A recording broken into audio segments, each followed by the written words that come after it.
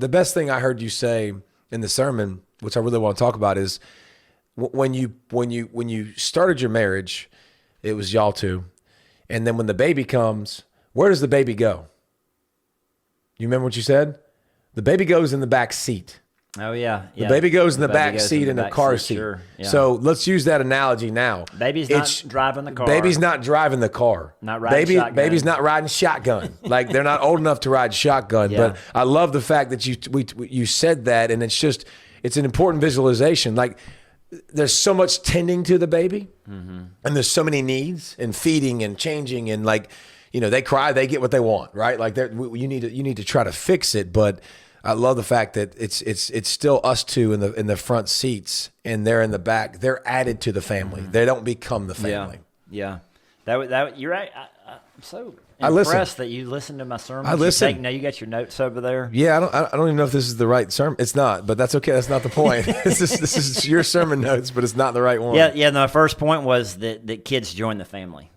Yeah, that's important. They're not taking over the family. That's important, man. They join the family, and they're going to leave the family. You know what I mean? They're coming. Yeah. They're going to be with us for 18 years or so, and then they're moving on. Like, that perspective is important to keep throughout the most difficult times and all the stages. Like, your wife was here first, and she's going to be here after. So parent with that in mind. Be a husband with that in mind. Be a wife with that in mind. Like, that's an important thing we can remind ourselves, I think, a lot. Keep going, though. Well, I think it obviously changes your family when you have a child. It's a blessing, it's a gift, it's a miracle. But I've seen some people, and some of our friends, people we know, they have a child, they don't come to church for like a year. Like, they let that child dictate their schedule, their time, everything that they're doing. And maybe that's an excuse for some people. Well, we can't come to church, we just had a kid. Or they don't want to put the kid in the nursery, so they don't come to church. But what do you think about people who let the kids run the family? Like, the kids are calling the shots. I think it's natural. I think naturally, because they need so much and you have to do it. I get it. Like, I'm not...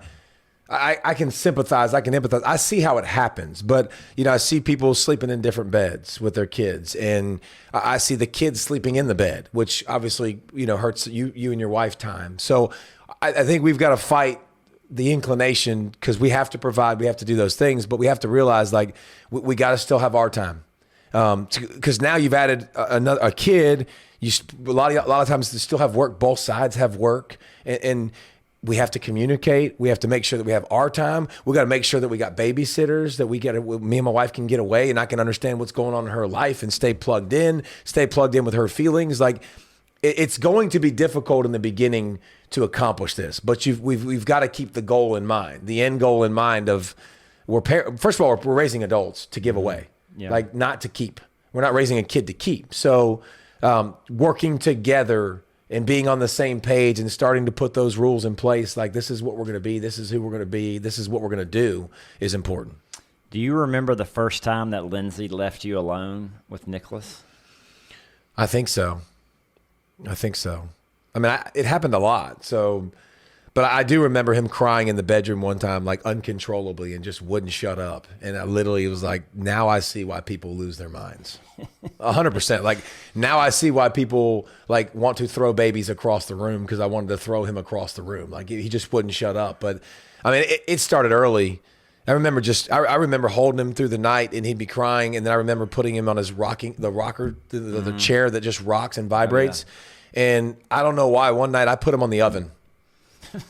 Hold on. I didn't turn the oven on. I put him on the stove top sideways, and he was fussing like crazy, and he was annoying the crud out of me. And I remember I turned the light on, like, for the oven light that comes down, and he shut up. And I just remember going, I'll take it. Praise Jesus. Like, and I left the light on, and literally he was fine for a little while. So I definitely remember, like, some a story. bad stories. If it was me or other people, but one of the things that would calm the child down was getting in the car and driving. Yeah. And so people are like, in the middle of the night, you're like, put the kid in the car seat and you're just driving around the neighborhood. I mean, and like sleeping in the car. By the way, I would have had no problem doing that. Like, whatever it takes.